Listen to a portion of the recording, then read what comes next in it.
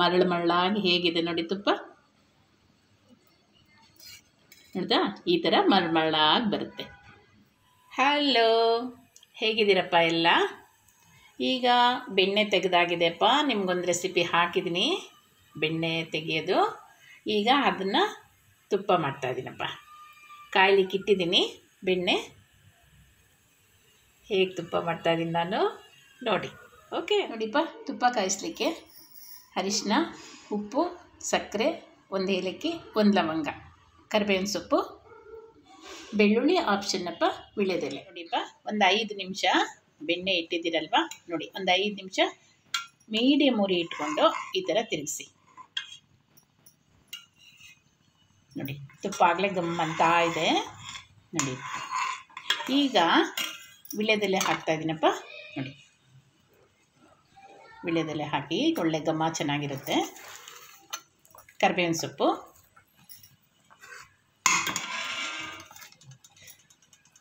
ಏಲಕ್ಕಿ, ಒಂದೇ ಒಂದು ಲವಂಗ, ಒಂದು ಏಲಕ್ಕಿ ಒಂದು ಲವಂಗ, ಬೆಳ್ಳುಳ್ಳಿ ಆಪ್ಷನ್ನಪ್ಪ, ಬೇಕಂದರೆ ಹಾಕ್ಕೊಳ್ಳಿ, ಇಲ್ಲಾಂದರೆ ಬಿಡಿ.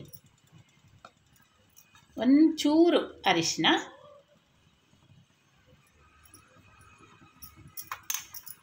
ಸ್ವಲ್ಪ ಸಕ್ಕರೆ,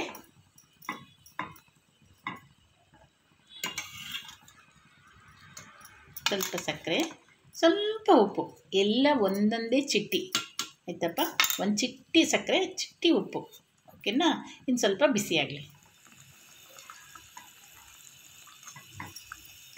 ಮೀಡಿಯಮ್ ಉರಿನಲ್ಲಿ ಆಡಿಸ್ತಾ ಇರಪ್ಪ. ಇದು 1-2 ನಿಮಿಷ ಆ ಥರ ಆಡಿಸಿದ್ರೆ ಮರಳಾಗಿ ತುಪ್ಪ ಬರುತ್ತೆ ನಿಮಗೆ. ಅದು ಫ್ರೆಶ್ ಆಗಿ ಮನೆಯಲ್ಲೇ ರೆಡಿ ಮಾಡಿದ್ದು ಅಲ್ವಾ?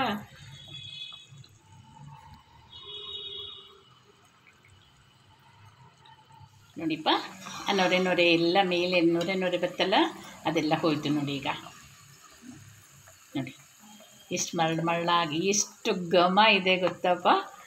ಘಮ ಅಂತ ಇದೆ ತುಪ್ಪ.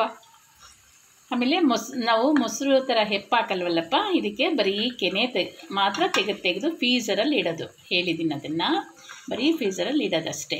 ನಮಗೆ ಬೇಕಾದಾಗ ತುಪ್ಪ ಕಾಯಿಸ್ಕೊಳ್ಳೋದು.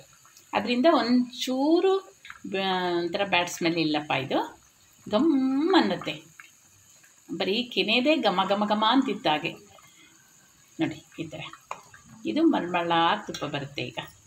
ಈಗ ಫಿಲ್ಟ್ರ್ ಮಾಡಬೇಕಪ್ಪ. ನೋಡಿಪ್ಪ, ತುಪ್ಪ ಫಿಲ್ಟ್ರ್ ಮಾಡ್ತಾಯಿದ್ದೀನಿ.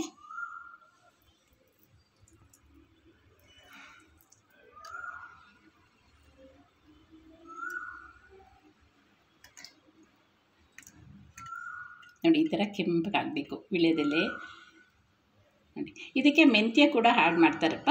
ಮೆಂತ್ಯ ಬೇಕಾದ್ರೆ ನಿಮಗಿಷ್ಟ ಆದರೆ ಸೇರಿಸ್ಕೋಬೋದು. ನಾನು ಮೆಂತ್ಯ ಹಾಕಿಲ್ಲ. ಬೆಳ್ಳುಳ್ಳಿನೂ ಅಷ್ಟೇ, ನೀವು ಸ್ವೀಟ್ಗೆಲ್ಲ ಹಾಕಂಗಿದ್ರೆ ಬೆಳ್ಳುಳ್ಳಿ ಹಾಕಕ್ಕೆ ಹೋಗಬೇಡಿ. ಬರೀ ಇಷ್ಟೇ ಹಾಕಿ ತುಪ್ಪ ಕಾಯಿಸಿ, ತುಂಬ ಘಮ ಅಂತ ಇರುತ್ತೆ ನೋಡಿ. ಈ ಥರ ಕೆಂಪಗಾಗಬೇಕಿದ್ದು ನೋಡಿಪ್ಪ. 1 ಕಿಲೋ ತುಪ್ಪ ಆಯ್ತಿದ್ದು ನೋಡಿ. ಫಿಲ್ಟ್ರ್ ಮಾಡಿದ್ದು 1 ಕಿಲೋ ಆಯಿತು. Okay, see you.